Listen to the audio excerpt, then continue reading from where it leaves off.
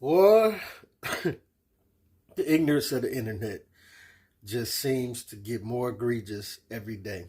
I ain't gonna play music in this video because of YouTube policy, but as you can see, the young kids just grabbing guns, money.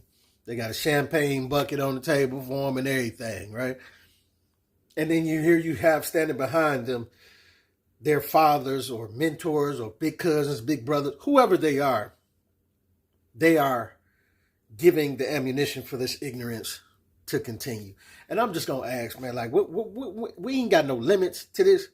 Like, it's bad enough that this is all that we consider to be culture. This is what we call culture, right? Never mind all the black professionals, the lawyers, the doctors, the plumbers, the engineers, the electricians, all the black prominent things that we could be showing.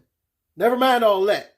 But we realize that this is what some of our people love, the rap, the drugs, the guns, the money, all of that, right? And this is how they came up. But we ain't got no limits as far as what we gonna hand off to our kids and show our kids. Now, whether the guns and the money and all of that is fake or whatever, we would hope they're not stupid enough to be letting them play with real guns, right? But it doesn't matter. Well, it does matter because somebody could have just as easily handed them a gun with something still in the chamber, this, that, and another. We've constantly seen these mistakes happen, and kids fire off shots and this, that, and another. But like the optics of it all, whether these are toy guns or whatever, you setting them to play big like they in a club scene or something like this, like they dope boys. And it's because of the ignorance of kids being raised by kids, being raised by kids, being raised by kids, that we keep passing on these ignorant generational curses. And listen, the word ignorant just means that you don't know.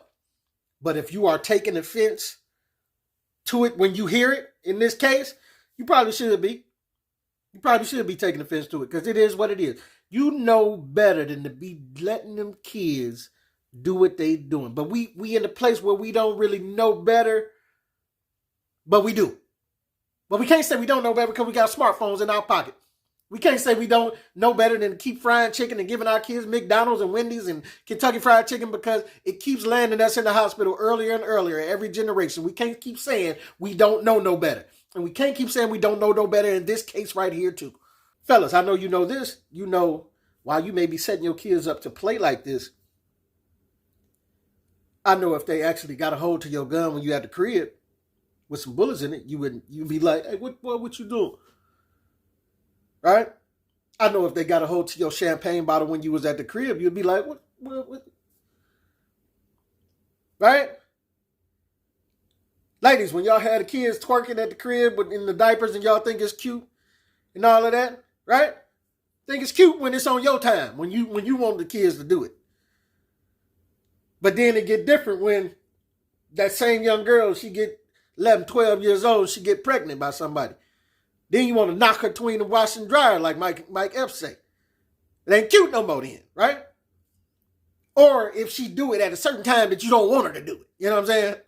You at the crib teaching her how to twerk in the diapers, but then she get to church and get to twerking in front of Miss Johnson, then you be like, I told you to sit down somewhere. Don't you be doing that out here.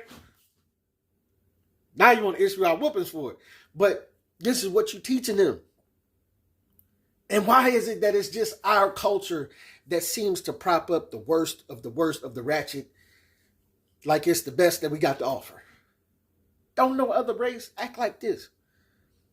Or they may act like this or have some portion of their race that act like this. Everybody got ghetto-ness in every race, right? But they don't push this to the forefront. And while you like, well, yeah, they bump our music, they play our music, this, that, and the other too. Yeah, but they'll sing along because the music is music. But they laughing at you though.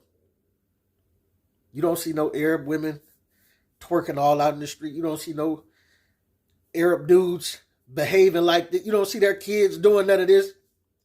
No Asian, no Chinese, no, you know what I'm saying? You don't see other races acting in this way. Indian, only us that seems to promote the ratchetness of the ratchet and think that it's okay for us to keep doing it. And then we wonder why society is like it is. We wonder why when the fifth grade, sixth grade kids go to school and take a gun from home and shoot somebody at school. Then it's like, oh, everybody loses their mind. We wonder why when you fall asleep at home or you ain't around them for 5 minutes, they go upstairs and you done showed them all this. You done showed them the pills, the guns, the champagne, the money, playing with it. And now when they get a hold to it, I've seen a case. The child got a hold to the gun. He got a hold to the pills. He done ate the pills and shot his brother. Now it's a tragedy. But this is what we teaching our kids, though. And you can't tell me the music is not having an effect on it. We just seen the rapper D1 challenging Rick Ross and Meek Mills and Jim Jones to do better. What Jim Jones want to do? He want to fight. Typical single mother emotions that have been passed on to Jim Jones. When you pass single mother emotions on to a male that has the tendency to be violent, then he make emotional decisions instead of looking at the conversation for what it is and the logic and what it is. For Jim Jones, them like 50-something years old. Y'all Rick Ross, 50 years old, whatever. Y'all supposed to be OGs in the game. You still rapping the way you used to rap?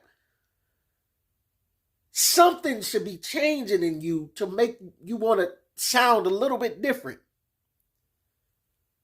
But no. Y'all want to talk about how much money y'all got, how many turkeys y'all giving out, which is nothing but marketing for your name to say that you're just a little bit better of a person than what you actually say you are. This is what Nino Brown did in New Jack City. This is what dope dealers do. We know they ravage in the hood with the dope, but to put a good little twist on their name, well, I gave out some turkeys this year. So, for the parents, from the parents' eyes, that make it a little cooler for you to be able to play Rick Ross songs. You know what I'm saying?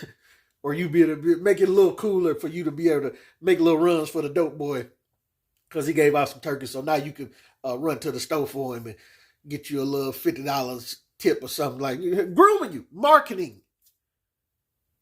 So that when it's come time, you can get you into the fold. And listen, I know music is a hard thing to detach from, but you can't tell me it's not helping decimate our community. But it's hard for us all to detach from. But I got to call out Brother D1 too, because while he said what he said,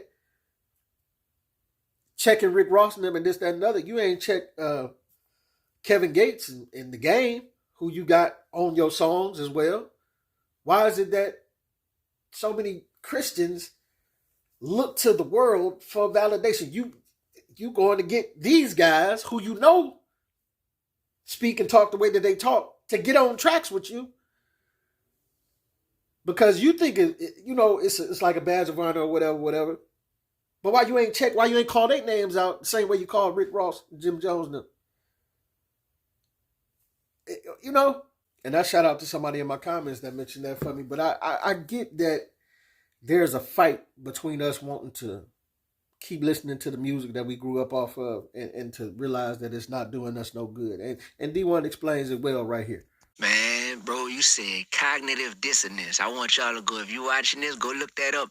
I did a song about cognitive dissonance, and I didn't use that vocabulary. I just called it people don't want that real. You know what I mean? I said people don't want that real. They just say that they do. That's now, right. People don't want that real, and I'm one of them too. Yeah. I'm so easily entertained by ratchet activity, violent negative imagery, always seem to interest me.